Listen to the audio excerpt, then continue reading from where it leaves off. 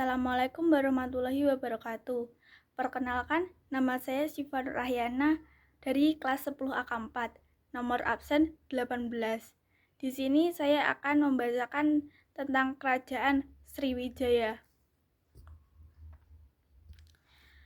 Kerajaan Sriwijaya merupakan sebuah kerajaan maritim yang berada di Sumatera, tetapi kekuasaannya mencapai Jawa, Kalimantan, Sulawesi, Semenanjung Malaya, Thailand, Kamboja, dan lainnya.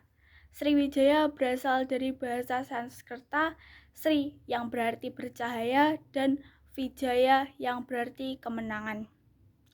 Kerajaan Sriwijaya mula-mula berdiri sekitar tahun 600 dan bertahan hingga tahun 1377. Kerajaan Sriwijaya merupakan salah satu kerajaan yang sempat terlupakan, yang kemudian dikenalkan kembali oleh sarjana Prancis bernama Georges Chaudes pada tahun 1920-an. Georges Chaudes memperkenalkan kembali Sriwijaya berdasarkan penemuannya dari prasasti dan berita dari Tiongkok. Penemuan Georges Chaudes kemudian dimuat dalam koran berbahasa Belanda dan Indonesia. Sejak saat itu, kerajaan Sriwijaya mulai dikenal kembali oleh masyarakat. Hilangnya kabar mengenai keberadaan Sriwijaya diakibatkan oleh sedikitnya jumlah peninggalan yang ditinggalkan oleh kerajaan Sriwijaya yang runtuh. Beberapa penyebab runtuhnya kerajaan Sriwijaya antara lain: 1. Serangan dan dinasti Chola dari Coromandel, India Selatan 1017 dan 1025. Serangan ini berhasil menawan Raja Sriwijaya dan kemudian dinasti Chola menjadi berkuasa atas kerajaan Sriwijaya. Akibat dari serangan ini, kedudukan Sriwijaya di Nusantara mulai melemah. Kedua, munculnya kerajaan Melayu, Dharmasraya.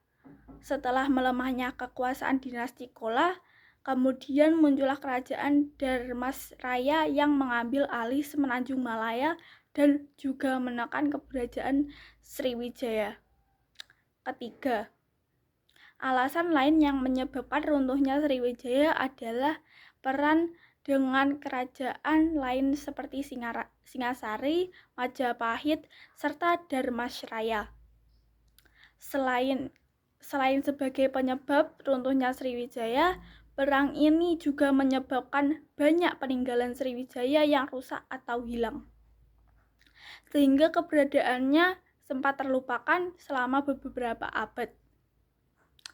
Perkembangan agama Buddha selama masa Sriwijaya dapat diketahui berdasarkan laporan It Sing. Sebelum melakukan studi ke Universitas Nalanda di India, It Sing melakukan kunjungan ke Sriwijaya. Berdasarkan It Sing, Sriwijaya merupakan rumah bagi sarjana Buddha dan menjadi pusat pembelajaran agama Buddha. Hal itu membuktikan bahwa selama masa kerajaan Sriwijaya, agama Buddha berkembang sangat pesat. Selain itu, It Sing juga melaporkan bahwa di Sriwijaya terdapat aliran Buddha Theravada atau kadang disebut Hinayana dan Mahayana. Buddhisme di Sriwijaya selanjutnya mendapat pengaruh dari aliran Vajrayana dari India.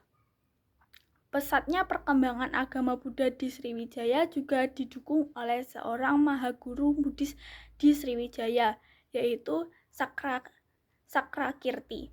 Nama Sakrakirti ini berasal dari It Sing yang berkenalan saat singgah di Sriwijaya.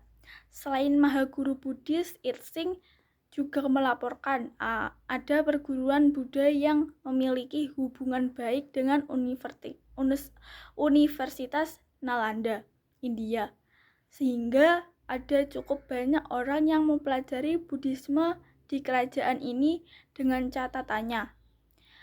Itsing juga menulis ada lebih dari 1.000 pendeta yang belajar Buddhisme di Sriwijaya. Sekian itu cerita yang bisa saya bacakan. Terima kasih. Wassalamualaikum warahmatullahi wabarakatuh.